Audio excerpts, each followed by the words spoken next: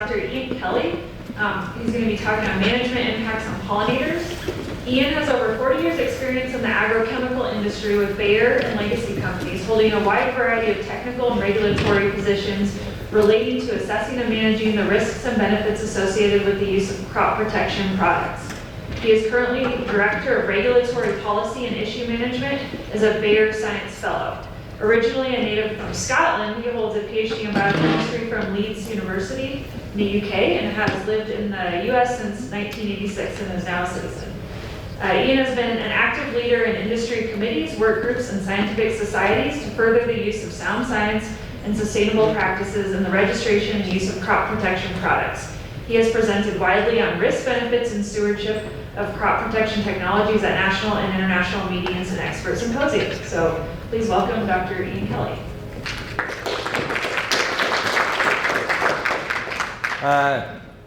Thank you very much. Appreciate that. I hope you do understand my accent. At least I'm not from Wyoming. So. But I really do want to thank you for inviting me today. Thank for Corteva to put this on. And I think as I go through my presentation, there is a lot that we do within the industry now collaboratively, and I think the crop protection industry is evolving and actually changing. I think we're going to see big changes in the next few years, and I think Andrew referred to them, and I will talk a little bit about them as well. I think when you look at these changes, I think it's just part of probably the fourth industrial revolution that we're going into now, and agriculture is not going to be immune from it. Amy had said earlier when she was doing an introduction today that we're not neuroscientists, we work in agriculture. I have a son who is a surgeon, and I keep telling him that the reason that we're living longer and better is not because of medicine really or doctors. It's really because of healthy food supply, good water, and good sanitation. And you can really thank the agricultural industry and engineers for an awful lot of the advantages that we see today. The other thing that I tell my son is that the difference between God and a surgeon is that God doesn't think he's a surgeon. So there are some things out there, but I really do think, that agriculture is a noble cause, and it's great that the people here are really involved in it and choosing to go forward in that as a career. And if I can. So what I'd like to talk about is just pollination. Do we have any beekeepers in the audience by any chance? Good. I can say what I want now, can I? No, I had really hoped coming over here today, one of the Colorado beekeepers that I've talked with and corresponded a lot with, Al Summers down in Longmont, I'd hoped that he would be here, but unfortunately he's in Japan at the present time. But really, as I talk through this, I've got a lot of respect and had a lot of time with beekeepers over the last few years. So again, I'll talk about why we're discussing pollinators here, talk through bee life, and then as to how industry, the communities are coming together to address bee health.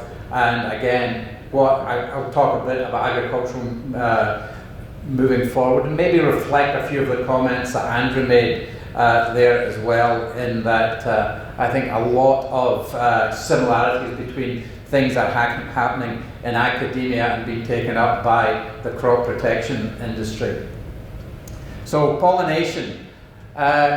These slides, these are not my pictures. The one on the right particularly, and a few of them, are from Sam Drug at USDA, an expert in native bees, but just some of the pictures out there are spectacular that I'm using from other people. But essentially, pollination is a side effect of bees feeding themselves. The bee transfers pollen from the male stamen to the female pistil, in the act of taking nectar from the plant. So it really is a symbiotic relationship there.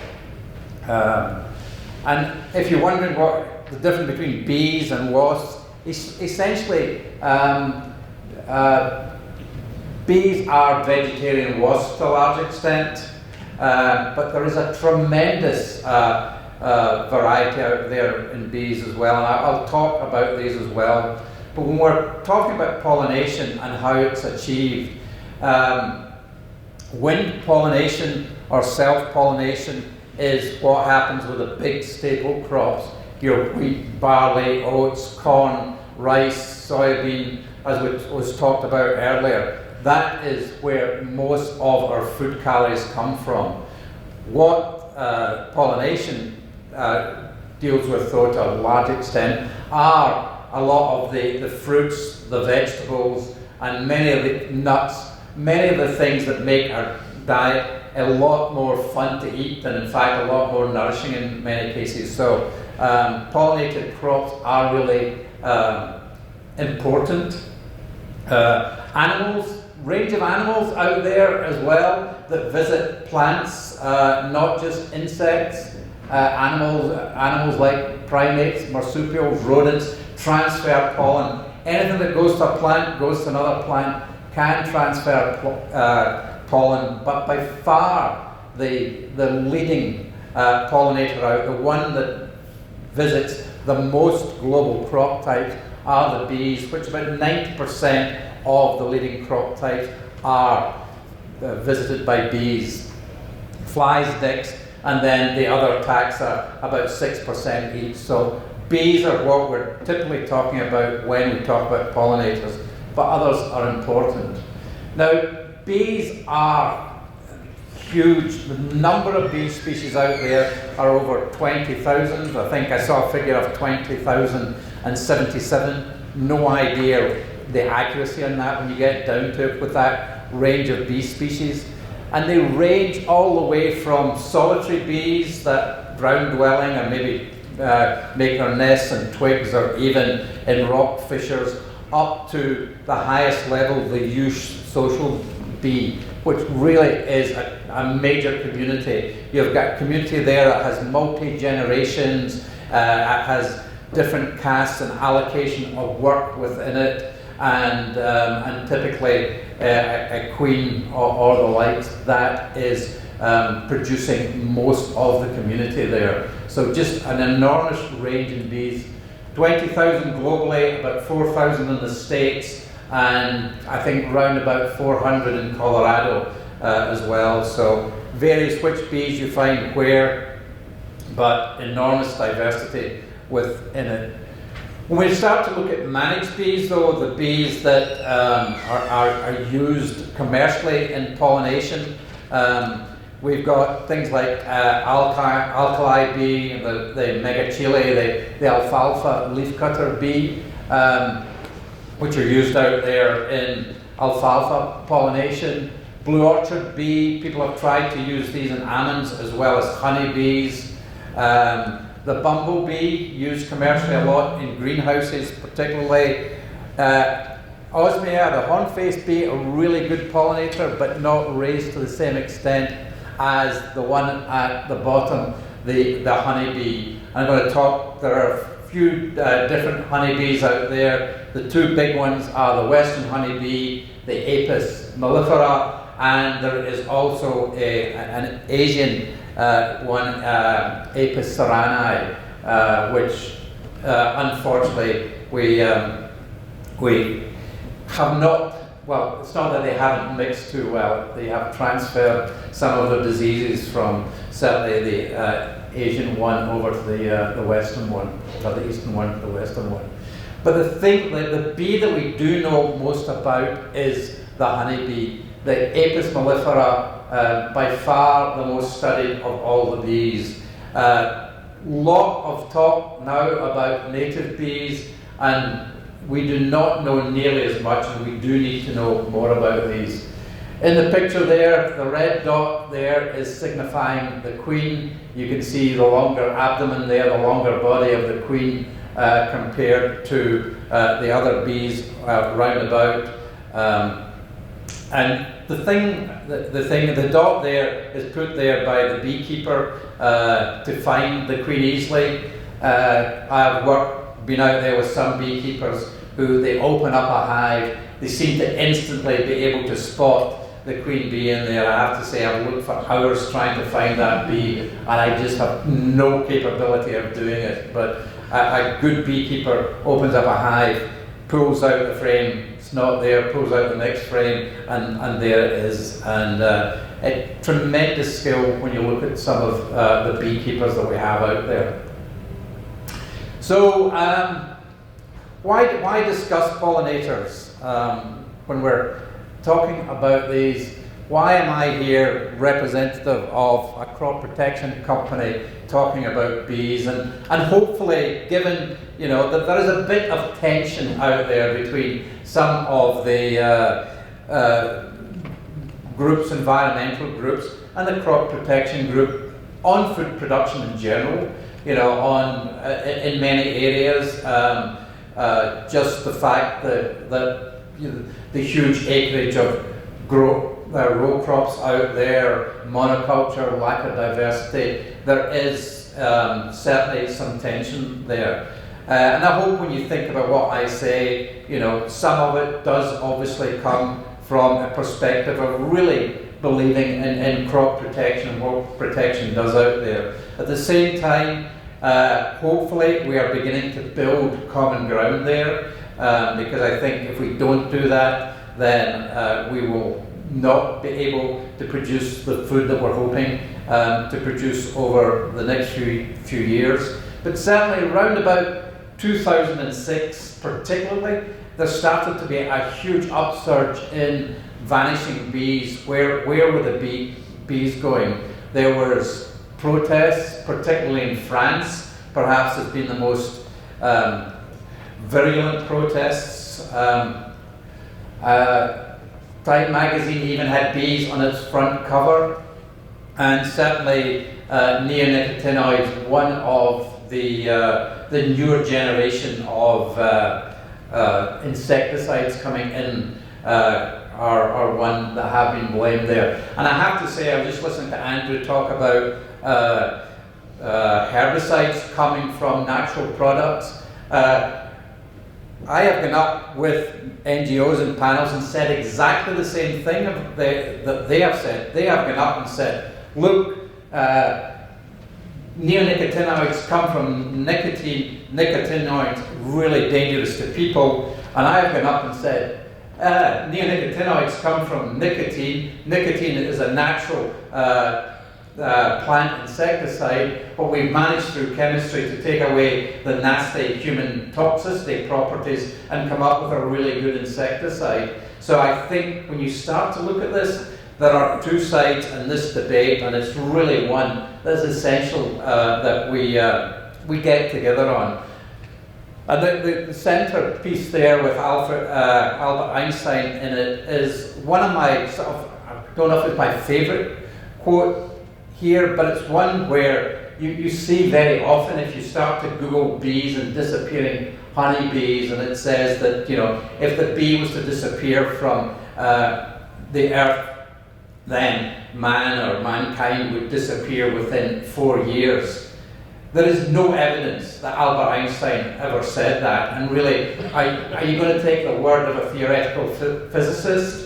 E.O. Wilson has said similar, and actually maybe you should take the word of E.O. Wilson, but certainly Einstein never said it. But it's the kind of era that we're living in today, and it's a really critical one, because it's it's apocalyptic as a statement, and people for some odd reason love living in apocalyptic times. Everybody wants to live when the world is about to end, and I never quite understood it out there, but it is. And it's a very high trust authority, and I think if you go to any of the sociologists, they'll say if a high trust authority is out making comments, they will believe no matter what, based on reputation, over the low trust authority. So you've got this high trust scientist out there and has a very specific time frame on it. And immediately when you see that phrase, you begin to believe that the bees are disappearing from the earth, even though that is not what the statement says. So let's talk, let's just talk about numbers to some extent. I really don't think the numbers are really too important here, but Andrew talked a bit about, if I can get this here, about weeds here. Actually, the source of this is exactly the same source from the information he was using, and the numbers are a bit the way you slice and dice them, and I'll come on to that in the next part of my talk. But about 15% we lose through insects, 14% maybe what we actually lose through weeds, although potentially could lose more, fungicides 13%, and post-harvest spoiling about 10%. You know, one of the big things when we're looking to increase food production actually is food waste. An enormous amount of food is wasted. We lose about 30%, be it in transport or be it in just overproduction, maybe in the western part of the world where people do not eat all they produce or leave things behind. On the other side, insect pollination. Now, again, you see numbers on the right, numbers on the left. You see one accounts for 1 of 3 bites of food. 70% of our top 100 crops are pollinated by insects. 90% of flowering plants, and about 10% of global production is pollinators are responsible for. And the numbers don't always add up, and you start to look at these and you think, you know, is it fake news or isn't it fake news?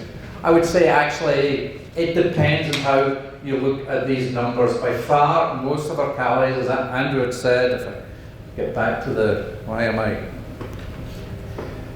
by far, most of our calories are coming from staple crops that are wind pollinated or self-pollinated, that they do not need insect pollination there. That said, the next one you see a lot is 1 of 3 bites of food, and I think this came from a Calderon publication back in the early 2000s, and basically said 1 in 3 bites of food insects are somewhat responsible for. Now, if you look at crops, the almonds, which again, really important for bees. If you look at almonds, about 95% of the pollination bees are responsible for, a huge amount. If you look at strawberries, it's about 2%, and there's a huge range in between. Actually, if you look at oranges, I think it's about 35 to 40% in that range. And actually, the citrus industry, half the time, is trying to stop bee pollination, because if you're looking for seedless citrus, then you do not want bee pollination there. So it's a really complex issue out there. The numbers vary depending on who's telling them. This number here comes from an IPBES publication. It's a really excellent publication put together by the UN. There's about 500 pages about everything you want to know about pollination and production there, and I certainly would recommend that if you're looking for more information. I think I refer to it further in my talk. But the thing is, irrespective of the numbers, pollinators are a big part of agriculture. They're part of agriculture. I've talked a lot to beekeepers and their concerns and their worries and what's happening. Big beekeepers will have somewhere between 25,000 to 50,000 hives. This is not 5 hives out here. This is an enormous operation for some of them. That said, though, they're still a very small part of agriculture if you put them against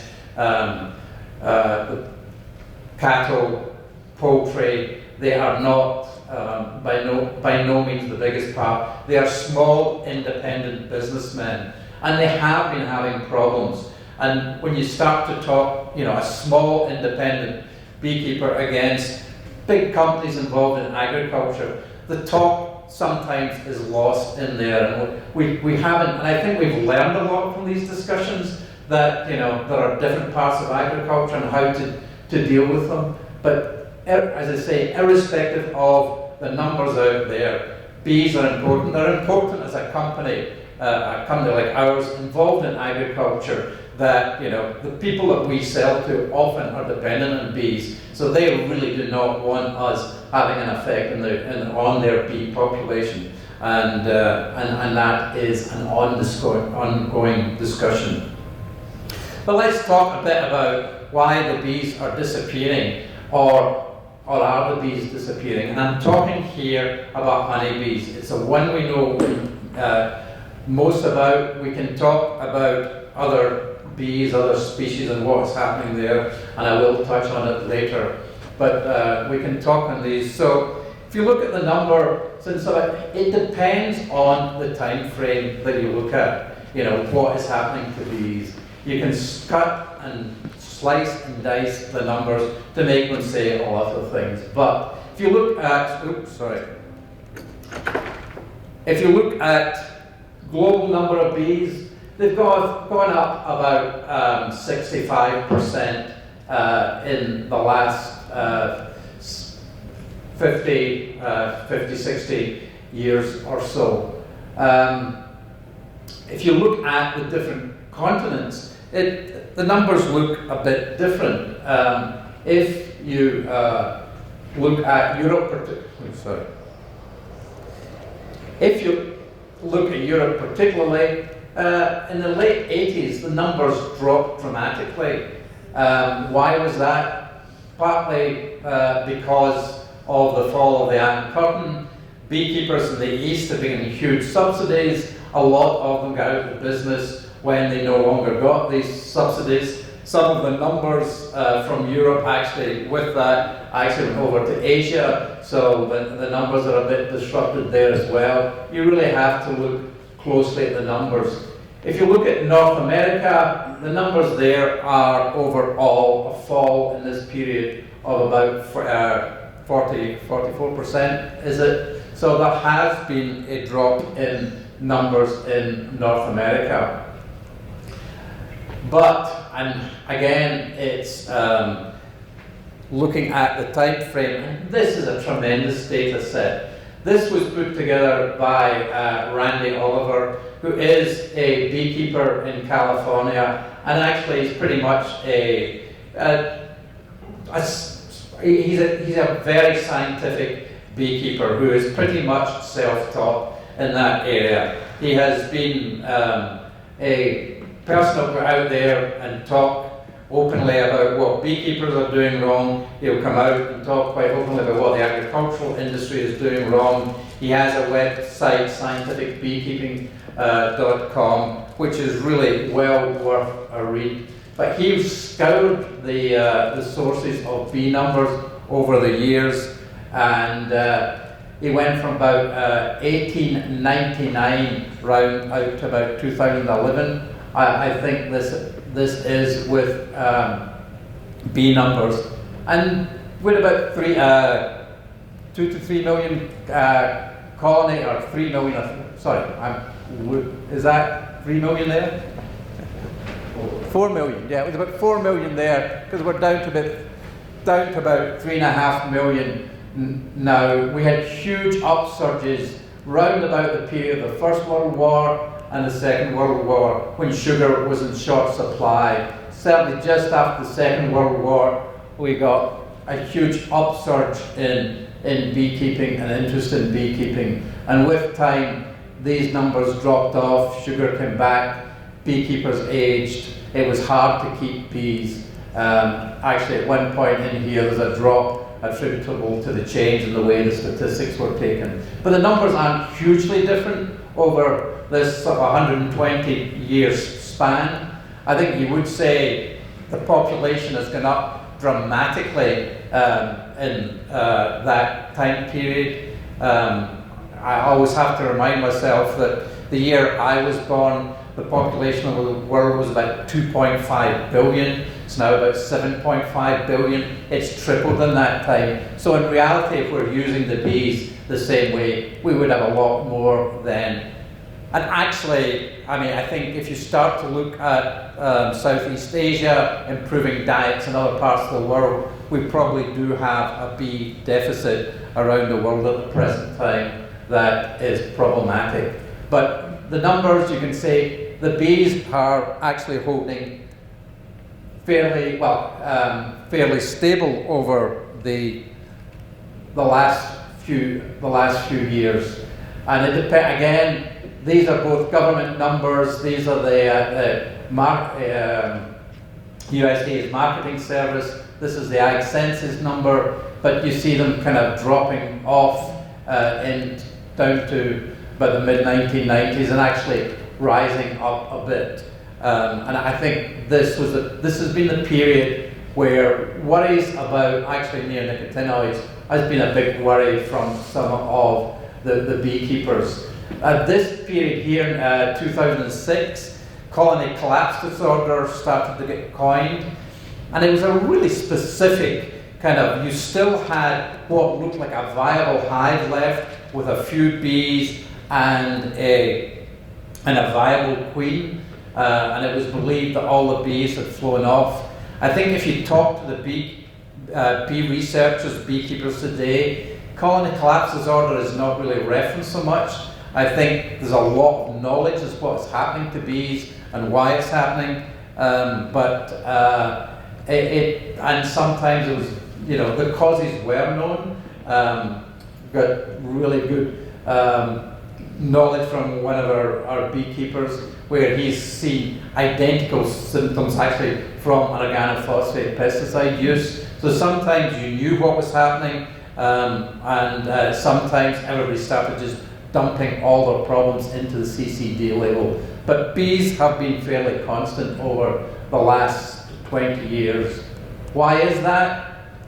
Not why is that, I'll talk about that. But the thing that really is very difficult for beekeepers and what they're really struggling with is the losses. Overwintering losses are about 30%. Beekeepers will say that 15% has been the norm, but actually we don't have really good figures back beyond about 2008 when a lot of attention started to be put onto the numbers. And actually it looked really encouraging to begin with. The numbers looked as if they were going down quite a bit. Last couple of years they've come back up again, and this line is not statistically significant. So really winter losses over the last 13, 14 years have been pretty standard in the high 20s. But the other thing that started to be, beekeepers said, well, it's not just winter losses, it's summer losses as well. We'll lose a lot of summer losses. And if you look at the overall losses, they're up somewhere around about 40%. And that, again, we had no numbers on. So USDA started gathering numbers around about 2010, and they've gone up and down. There's a fair amount of variation there. But somewhere around about 35 to 40 odd percent have been the overall losses. But if you talk to beekeepers, it's very hard for them to say because they cull their hives in the summer, they take the weak ones, they put them together, they start to build, they will build new hives, and that is why the numbers are very similar. Beekeepers are putting together their hives to produce about 2.5, 3 million hives per year is what we have in the country. But this is costing a fair amount of money for them to do that. So there's real questions as to why it's happening or what can be done to improve it.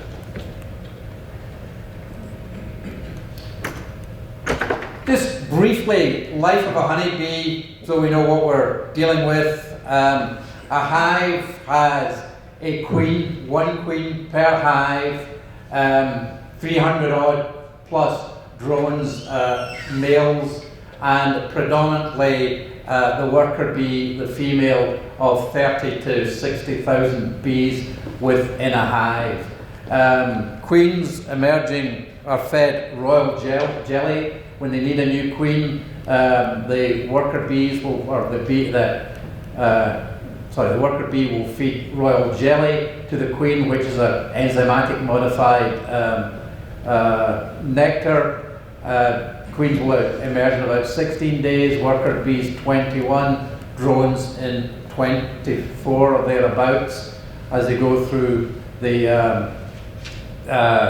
larval through the pupal stages and then emerge from the honeycomb. The drone's sole purpose in life is that the queen will go on her virgin flight. She will go out once, she will fly around the beeline and be impregnated by somewhere in the region of about 20 drones. That is her one impregnation in her life. They can live up to about 4 years, delivering about 2,000 eggs per day. An unbelievable achievement that comes from that one queen honeybee.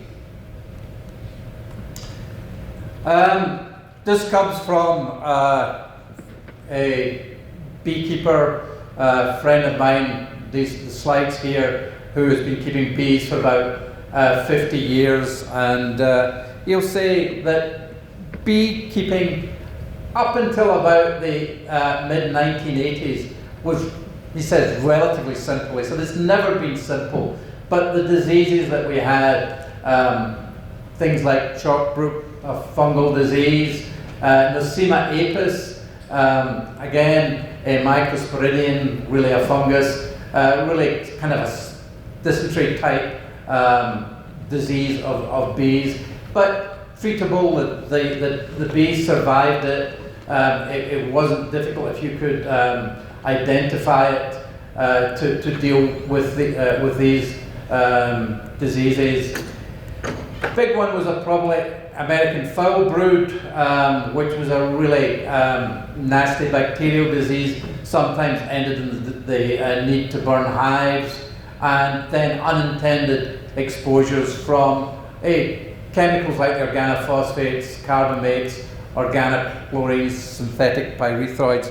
These were the main, or arsenicals as well, the main exposures that they occasionally got from mistreatment that had an effect on their hive. After the mid-1980s, things changed dramatically.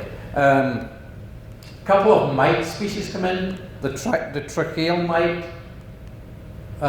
which basically grows in the trachea of the bee and pretty much chokes it. And the one that gets more attention than that, easier to diagnose, easier to diagnose, not doing too well here, is the Varroa destructor, the vampire mite of the bee there. And that one has had a huge effect. It is a mite, if you look at it in human terms, it would be having something this size on your back, sucking your hemolymph to some extent. It's not the sucking of the hemolymph that has been the real problem, it's transferred viruses throughout the population of bees, and it's really the one thing, if we could get that under control, then the other things that are affecting bees we could start to deal with in a much more logical fashion. There are not many good, and obviously I'm not learning too fast here. There is not many good varroicides. If you're trying to kill a bug on a bug, it's a really difficult thing to achieve. There are not many good ways of controlling it, and that has been a big problem for bees. Queen issues, the queen genetics, there doesn't seem to be the variation that there was several years ago. The queens are subject to virus as well. Queens could live 3 to 4 years. Some beekeepers are replacing their queens every 6 months now. Again, a big expense to beekeepers, making it difficult for them. Nosema ceranae, different from the Nosema apis, a lot more virulent, or it's a fungus, but a lot more potent than the previous nosema that they had, and that came from the eastern, or the Asian, the eastern bee, the one from Asia, and that, when it's moved into the western bee, seems to be more potent than the native Nosema apis. And small hive beetles as well have come in certain geographies that make it really difficult for beekeepers, that the larvae eat their way through their hive, eat through their caps, and really pretty much just can destroy a hive. Differences that have occurred in unintended exposure from pesticides is the OPs have largely been replaced, not largely been replaced, but when they were the major back 20 years ago, neonicotinoids come in, and they are probably the major insecticide in the world now. So that has been the change in where we get unintended exposures to bees when they do occur. I just want to say a few words about the Varroa destructor. It started in Indonesia about 1904, and it spread its way from the Apis ceranae, which seems a lot. It grew up with the Apis ceranae. It really did not have the same destructive capabilities as it did when it jumped to the western honeybee. This is not just an issue with honeybees. Pathogen pollution and the movement of pathogens around the world and affecting, much of our crop supply is a real problem. And again, this is what the adult looks like. This is it. It grows within the developing larvae and pupae. There are, I think it's 4 to each cell. There are about 4 mites grow on that and then are transferred through the hive. So it's a really destructive pathogen. Again, moved into Europe and then over to the USA. 1987, it came into North America. Actually, although it is in South America, Africanized bees, which are again, an Apis melliferae species, seem better able to handle it than some of the species used in North America, but they are not as good honey producers, harder to deal with. So there is variation here. The one place that hasn't got them yet and is trying desperately to keep the mites out is Australia. I think Australia hasn't seen the big losses in bees that other parts of the world have when the Varroa has come in. On the other hand, their agriculture is slightly different, so exactly the reasons for that are not totally clear. But one thing that is clear is with bees, as we move them around the country, every year about 60-70% of the US bees go into almonds every year. There are about 1 million acres of almonds. They take about 2 to 2 1/4 hives of bees per acre, so a huge number go out there, and the beekeepers get good money for that. They're getting about over $200 a hive in almonds, where typically in other crops they were getting about $50 a hive. So there is an offset here in some of the losses that allow them to build up.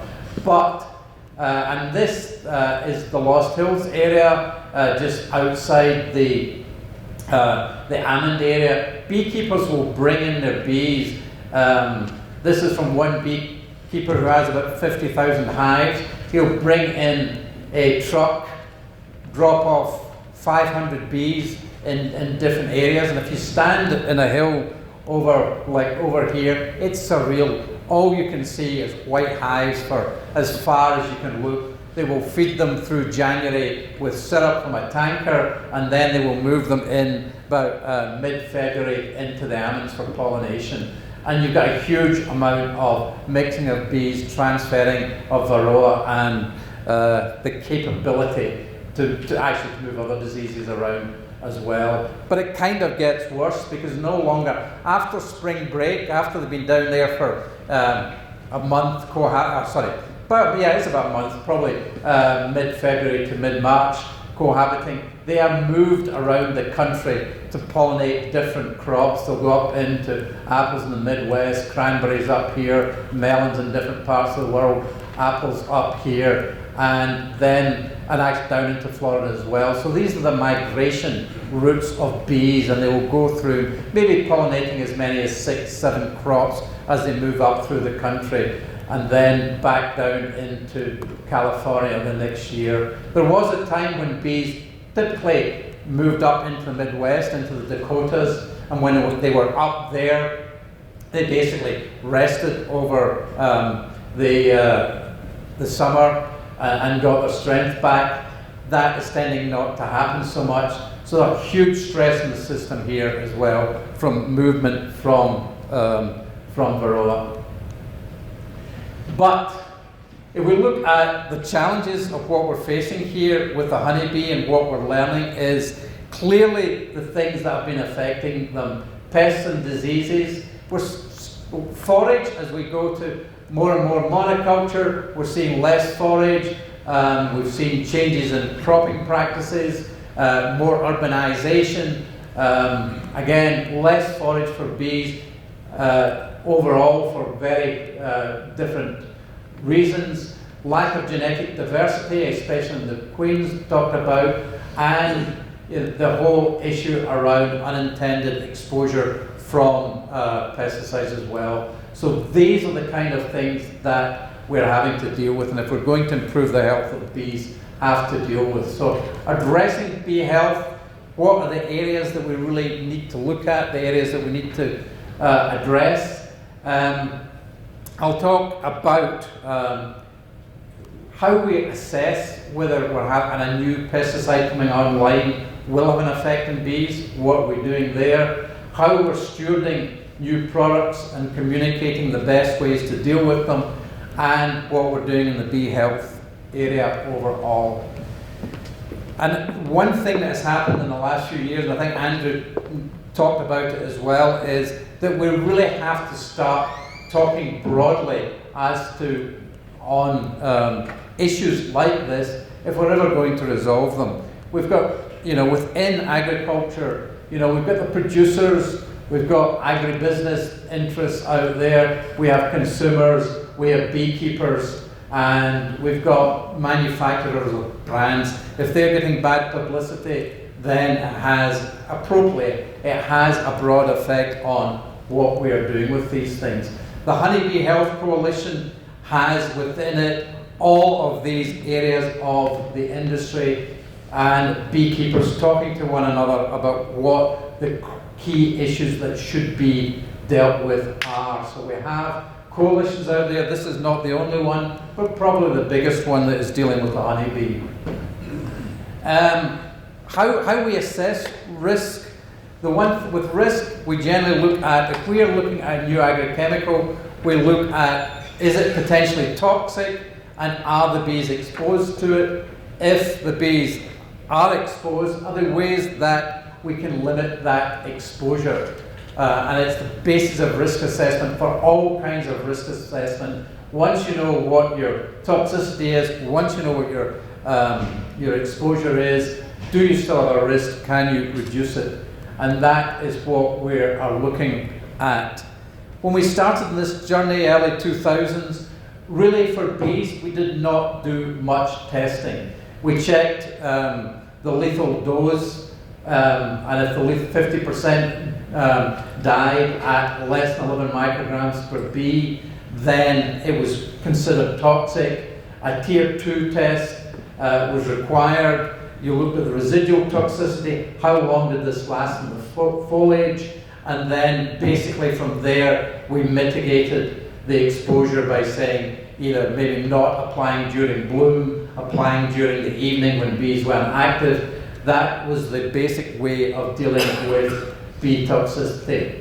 Since then, starting about 2008, there was a whole effort of expert panels coming together, bee researchers, industry researchers, government researchers, beekeepers, to put together workshops to determine what needed to be done. The authorities went away, looked at the data, looked at the information, and came up with testing schemes that started to get introduced in about the 2012 timeframe. To do this was not easy, but we really have a lot better risk assessment processes today than we had back in the early 2000s. We're looking not only at acute tests, we're looking at oral tests, contact tests, chronic tests for long-term exposure. If there is continuous exposure, we're looking at potential exposure to the larvae to make sure the brood is developing appropriately, be it one-off exposure or be it chronic long-term exposure. From there, we've gone on to much better testing in what are called Tier 2 studies. Generally, testing was through lab testing, semi-field testing, and real-world field testing. We've now got tunnel tests that we can put bees into and look at over time for foliar application. We can feed colonies where you're looking at systemic products like the neonicotinoids. If we know how much a bee might be exposed to, we can set up semi-field studies to test these exposures over long term. And then we have measured a huge amount of how much of different insecticides are bees exposed to. We now essentially do more testing in that area than we almost do for human exposure, given the amount of discussion there has been in that area. And we have large field tests if there are still issues or discussion points in there. So we have gone through the whole gamut of developing testing capabilities. I think with the neonicotinoids, we have come up with the ways to mitigate exposure of them, and certainly I think we know a lot more than we did 10 to 15 years ago as to where they can be used safely and where there should be some mitigation put in place, and that is the process of making sure that it's happening at the present time through good stewardship. One of the things that, again, in stewardship, companies used to work individually on stewardship for their products.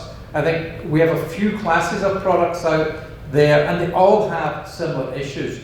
And the companies are beginning to come together. If we are developing, each company, say, a pyrethroid, each company has a pyrethroid, each company, say, has a neonicotinoid, then we are working together to make sure that the best management practices for these are applied across the class.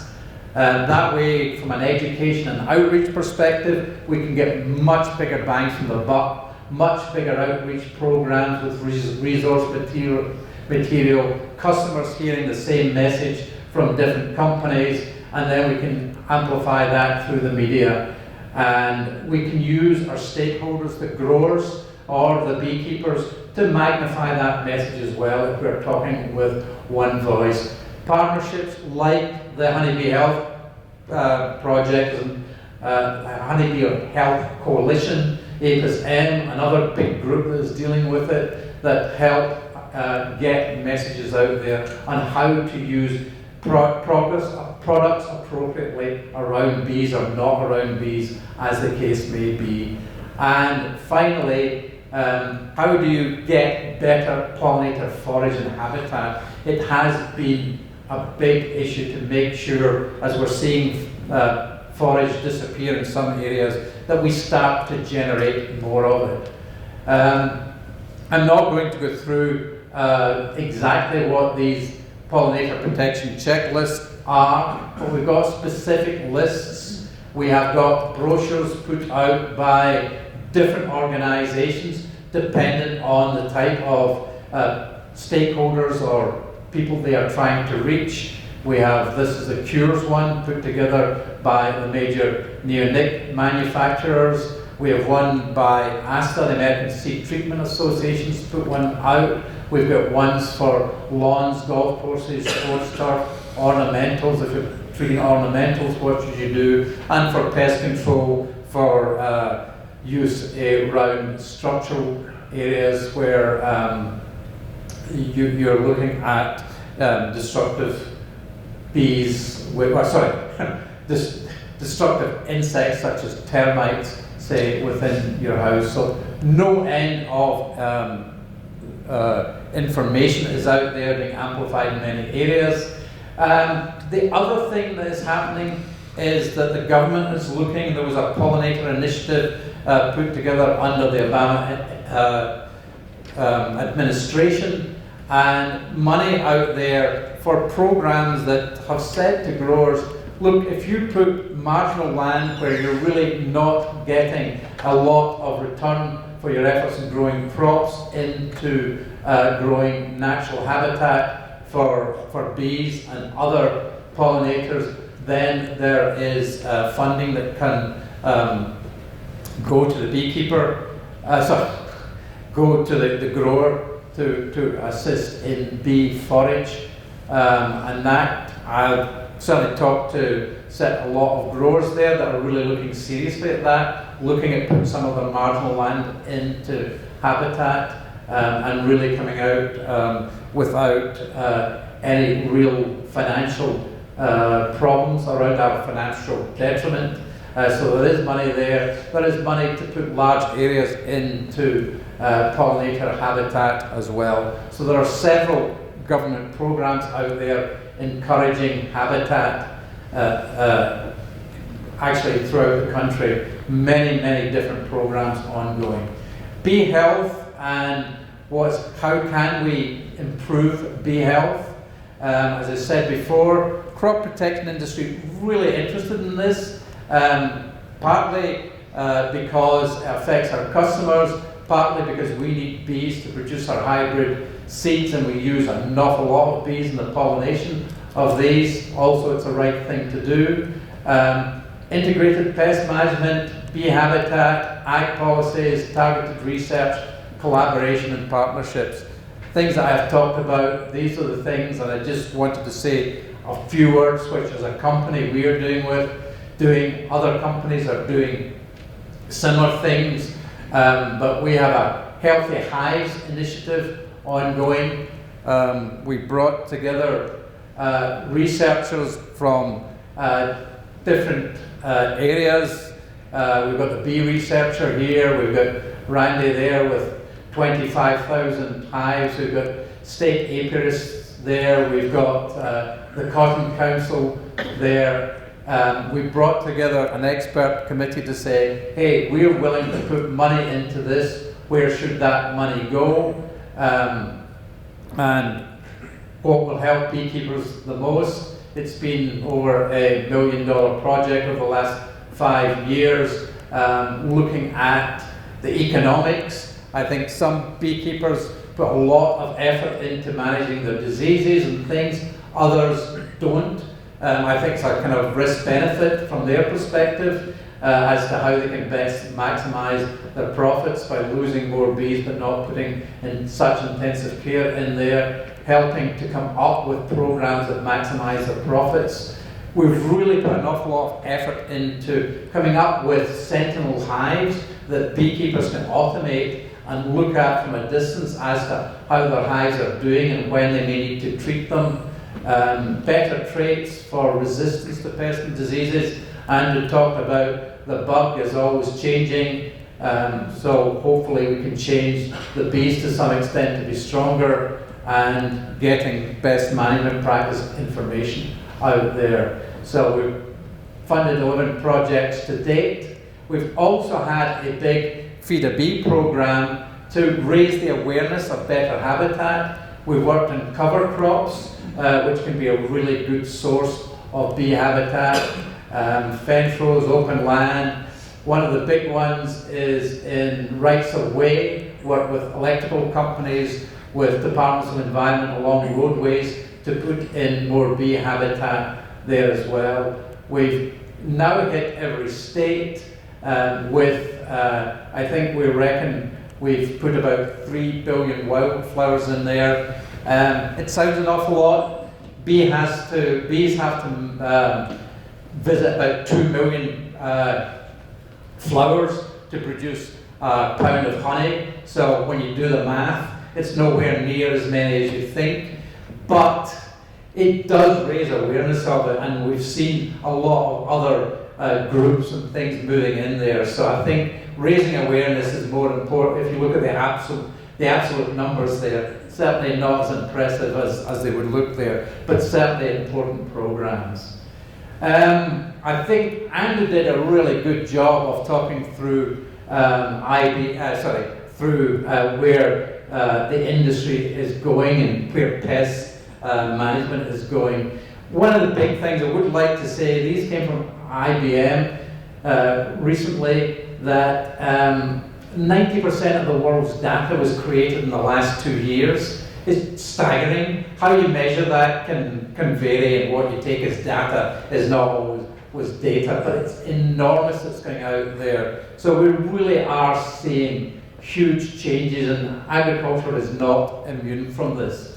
And what we will see is the way precision agriculture, I think with the video was just how groups are looking at reducing the amount of pesticide that we use in the next few years. We're looking at ways that you can actually predict before you apply a product whether the conditions are right, what product you should use, what kind of buffers you may need to stop a pesticide moving into waterways. That has always been done sort of proactively. You've said do not apply here when these conditions are like this. Nowadays we're virtually getting to the stage when we say we can measure the conditions just as you're about to apply. These are the things that you shouldn't do, should do. This is when your tractor should probably switch off when it's getting near a water body. It can be programmed to do that.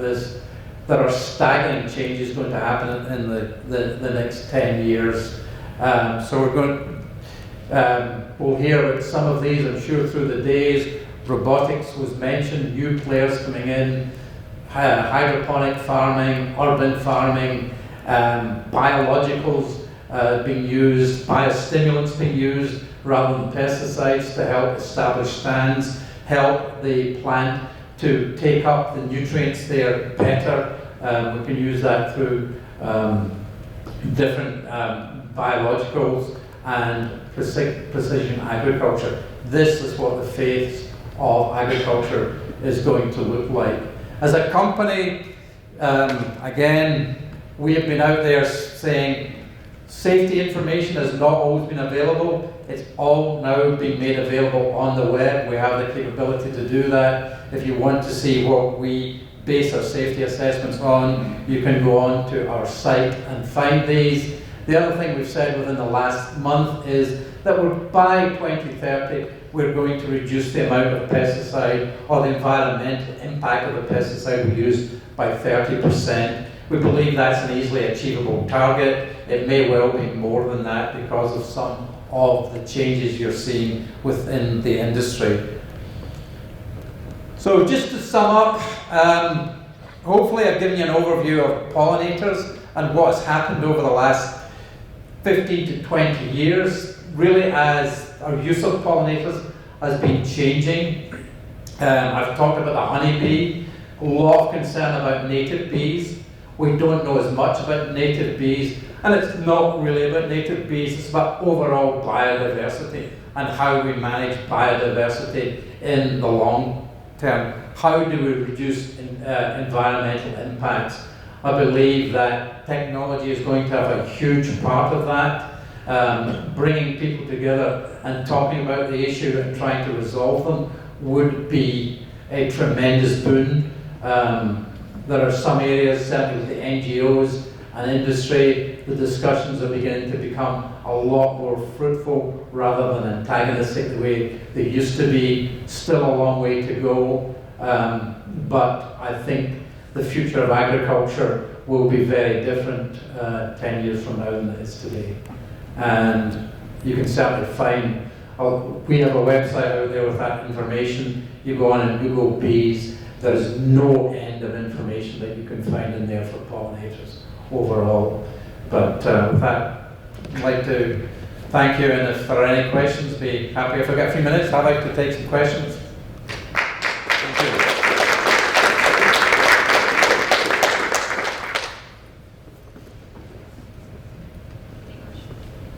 Yes. some examples of a low-risk use scenario for neonics, and from what you've learned, as opposed to some high-risk scenarios, and what would be the changes you would make in those scenarios? I think the thing around neonics is seed treatment has been one that was really maligned. I think basically because we're seeing some dust coming off the seeds that were really toxic to bees.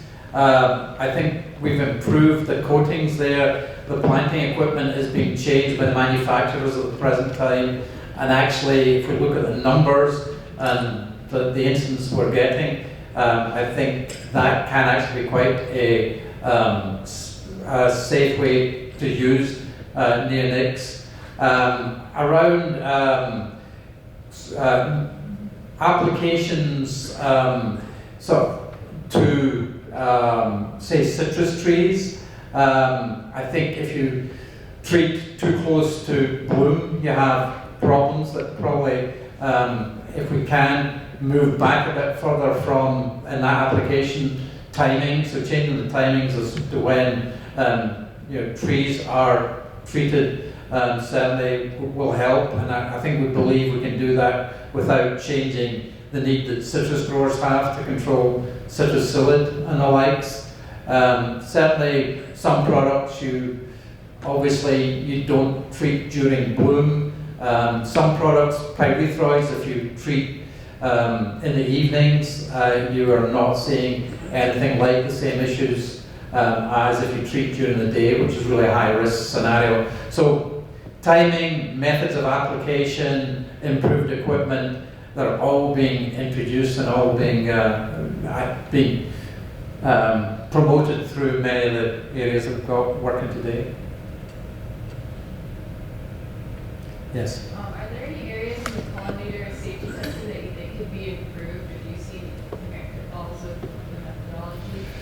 I think the main area that sometimes new tests when they come in aren't quite as reliable as you would like.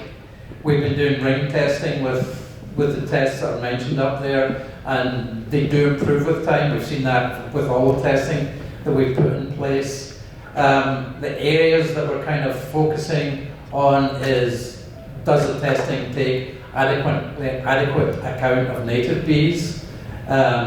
You can use surrogate species often. You want to know what the relative toxicity differences are to different products, so we're looking at that. And the exposure is really different for native bees.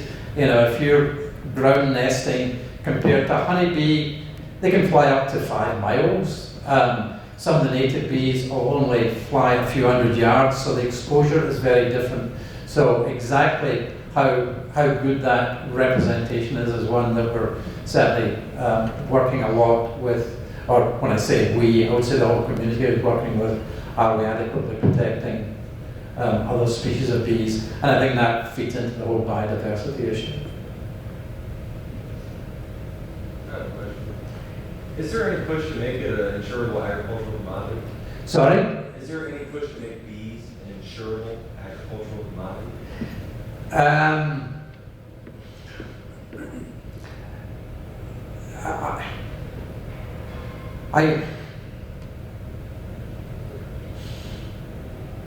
There's been lots of looked at the economics of it, and if can you just expand a wee bit on exactly what you were thinking there? If bees were insurable, like a corn or cotton. Always. Actually, there is, beekeepers can get government funding for bee losses. There is money out there that they can get refunded. They will tell you it's not enough. I suppose that's up with crop protection insurance as the bee insurance. It probably isn't. Doesn't probably fully cover their losses, but there is government money available to try and cover these losses to some extent. Beekeepers don't like dealing with the government. I sometimes understand that totally, but they're small businessmen. They are very independent. You know, I really have enjoyed my interactions with them. They don't always like doing that. They feel it draws attention to them, and they have some other issues that they don't want to really have raised too much. But they can get some money, but it's not easy.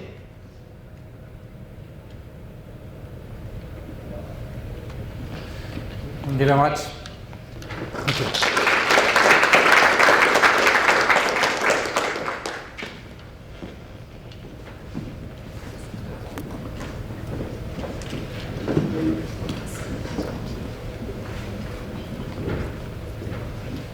Okay, our next presenter is Dr. David Onsted, Innovations in Insect Biocontrol, Economics and Integration. And David completed his BS at California State University, Sacramento, and then went on to Cornell for his MS and PhD, in which he worked in entomology. And then after that, spent a little over 25 years at the University of Illinois as an assistant and an associate professor. And then after that, joined Corteva as a senior research scientist. Well, I guess it wasn't Corteva at the time, but Corteva now. And so, and then it looks like this year, he's the VP-elect for the Plant Insect Ecosystem section of ESA. So with that, I'd like to introduce David. Thank you.